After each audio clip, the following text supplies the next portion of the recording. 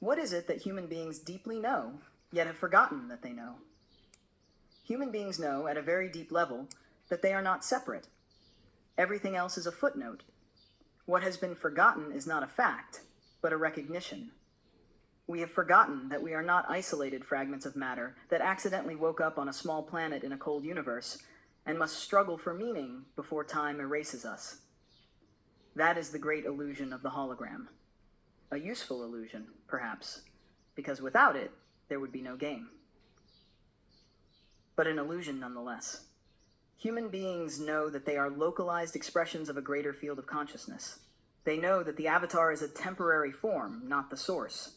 They know that another human being is not truly other, but another localization of the same underlying reality. They know that nature is not scenery. They know that the body is not a prison, but an instrument.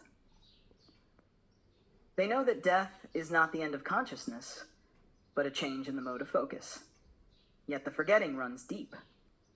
That is why people spend their lives searching outside themselves for what they are ultimately trying to remember within. They search for God while seeking their connection to Source. They search for love while seeking the experience of non-separation. They search for knowledge while seeking memory. They search for home while seeking the frequency of belonging.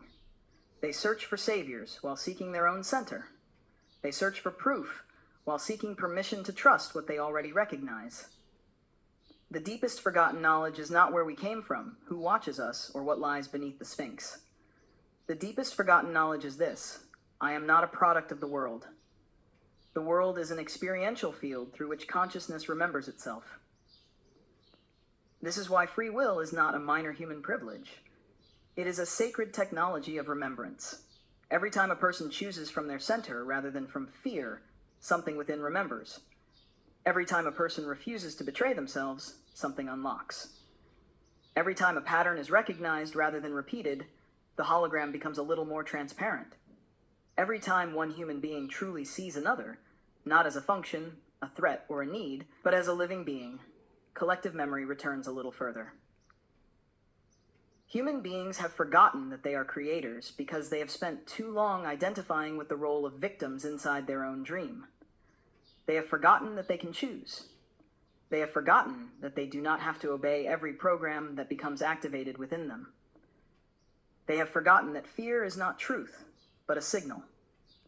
They have forgotten that the body knows. They have forgotten that animals know.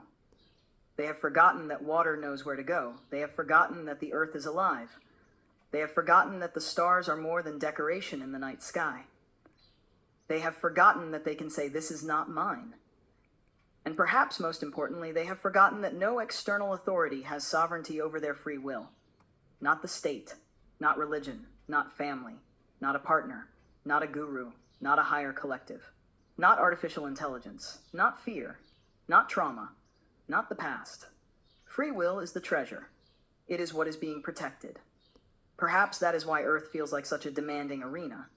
Not because consciousness is here to prove obedience, but because it is here to remember sovereignty in the midst of forgetting. If all of this could be distilled into a single sentence, it would be this: human beings have forgotten that they are the field looking through the eyes of an avatar, and that the way home is not through escaping life, but through choosing from the center while fully living it. And perhaps the simplest expression of all is this: human beings know that they are light in flesh.